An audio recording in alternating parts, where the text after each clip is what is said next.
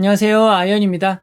오늘은 3월 24일 월요일 상장하는 더즌의 최종 유통 물량과 필수 정보를 알아보도록 하겠습니다.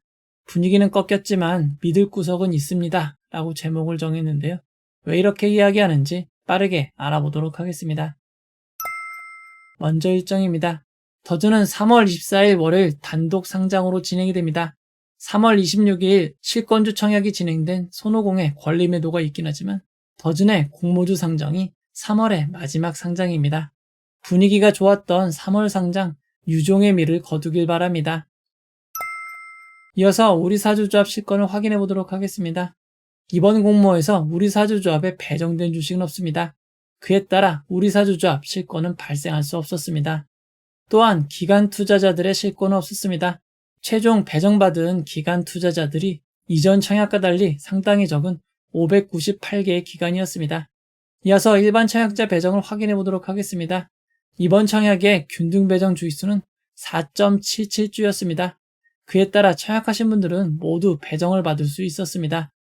더즌의 공모주 청약에 참여하셨던 일반 청약자분들도 평소보다 적은 65,551명입니다. 이어서 최종 유통 물량을 알아보도록 하겠습니다. 더즌은 공모가 9,000원 기준 상장 시가총액이 2,121억 원입니다. 더즌의 상장의 시가총액을 이전 상장 종목들과 비교해보면 시어스 테크놀로지 에이럭스보단 조금 더 많고 ALT, HVM보다는 조금 적은 시가총액입니다. 더즌의 상장의 시가총액은 작지 않은 편입니다. 더즌은 수요 측 당시 0.72%로 매우 저조한 의무보유하격 신청이 있었습니다. 하지만 실제 배정은 매우 높은 1176.93%가 되었습니다. 그 결과 최종 의무보유하격 배정 비율은 상당히 높아진 8.47%입니다. 의무보유하격이 평균보다 많이 배정되긴 했지만 유통가능 비율은 18.7%에서 18.02%로 큰 차이는 없었습니다. 시가총액을 반영한 상장에 유통하는 금액은 382억 원입니다. 이어서 주체별 유통물량을 알아보도록 하겠습니다. 상장일 최종 주체별 유통물량 비율을 살펴보면 기존 주주가 44.87%, 일반 청약자가 14.72%, 국내 기관이 29.75%, 해외 기관이 10.66%입니다. 상장일 매각 가능한 해외 기관 비율이 10.66%로 조금 높은 편입니다. 상장일 매각 가능한 기존 주주 비율도 약 45%로 조금 많은 편이라고 할 수 있습니다. 다만 상장의 유통 물량 규모가 크진 않기에 금액으로는 아주 크지 않은 172억 원입니다. 더즌의 기존 주주를 살펴보면 카카오의 계열사인 카카오페이가 상장 후 8.41%의 지분율로 2대 주주인 상황입니다. 더즌은 카카오페이와 2017년 12월 처음 협업을 시작하였고 2019년 카카오페이로부터 지분 투자를 유치하며 파트너십을 강화한 상황입니다. 참고로 카카오페이는 공모가보다 매우 낮은 주당 547원의 지분을 취득하였습니다. 하지만 다행히도 카카오페이의 지분은 1년간 매각이 제한됩니다. 더즌의 상장일 매각 가능한 기존 주주를 살펴보면 개인 주주와 기관 투자자들이 매각이 가능합니다. 펠컨 4555 개인 투자조합 그리고 흥국생명보험 3명의 개인 등 소수의 기존 주주만 매각이 가능합니다. 상장일 매각 가능한 기존 주주를 비율로 살펴보면 4명의 개인 주주 비율이 약 절반이 조금 넘어 기관 투자자보다 많았습니다.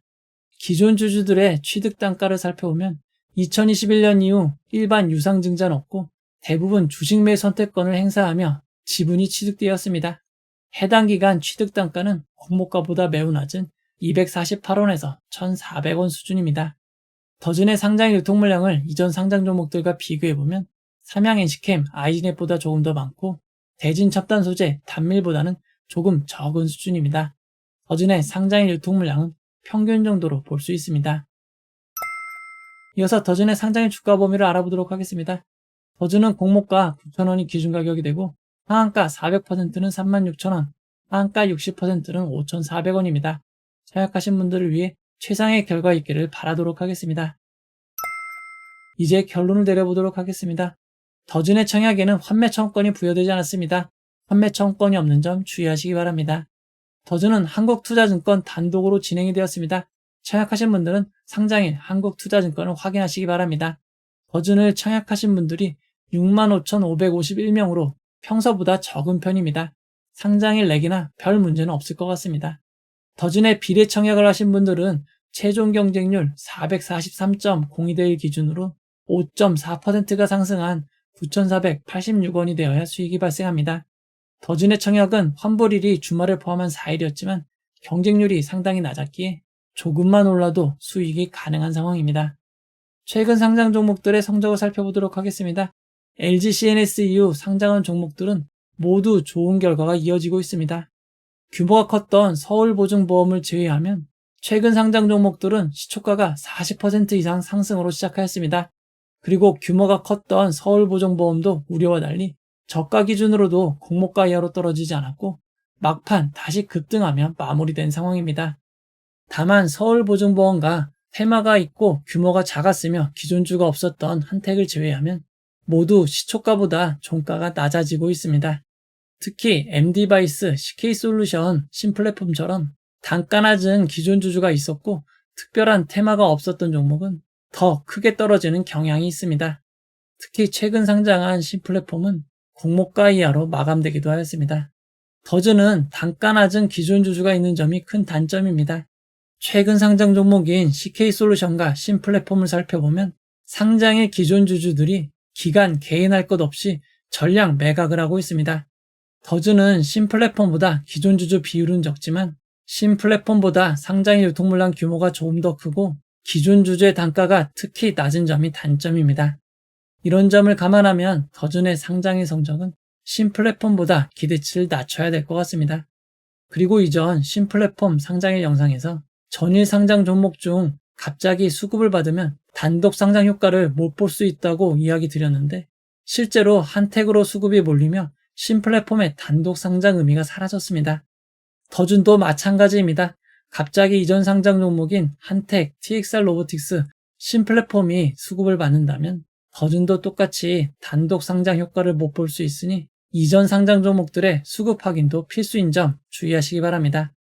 지금까지 보면 안 좋은 점만 있는 것 같지만 더준의 상장에 한 가지 기대는 있습니다. 신플랫폼의 상장 초반 주가가 크게 상승하지 못하며 하락이 시작되는 중 LS증권, 이베스트증권의 매수가 이어지며 5분 동안 상승을 이어갔습니다. 2150원에서 약 22% 상승한 24,500원까지 상승을 만들어낸 것입니다. 만약 더준의 상장일 초반 주가가 유지되고 방향이 어디로 갈지 모르겠다면 상장 후 1, 2분 후에 나오는 거래원을 반드시 확인하시기 바랍니다. 거래원에 LS증권, 이베스트증권이 있는지 확인하고 만약 LS증권이 매수를 했다면 분봉이 상승할 때까지는 홀딩, LS증권이 없다면 초반 매도하시는 것이 유리할 것 같습니다. 대체거래소 출범과 관련하여 동시효과 보여주는 시간이 8시 40분에서 8시 50분으로 변경되었습니다. 이 점 착오 없으시기 바랍니다. 상장일은 전일 미국 지수, 테마주 형성 등에 따라 예측하기 어려운 일들이 발생합니다. 상장일 진행되는 라이브를 통해 여러분들과 함께 상황을 살펴보도록 하겠습니다. 이 영상은 후원회원 여러분들의 후원과 구독자 여러분들의 슈퍼땡스, 댓글을 통한 따뜻한 격려를 통해 제작되었습니다. 항상 고맙습니다. 이 영상은 투자 권유가 아니며 투자는 오롯이 투자자의 판단으로 이루어져야 합니다. 긴 영상 봐주셔서 고맙습니다.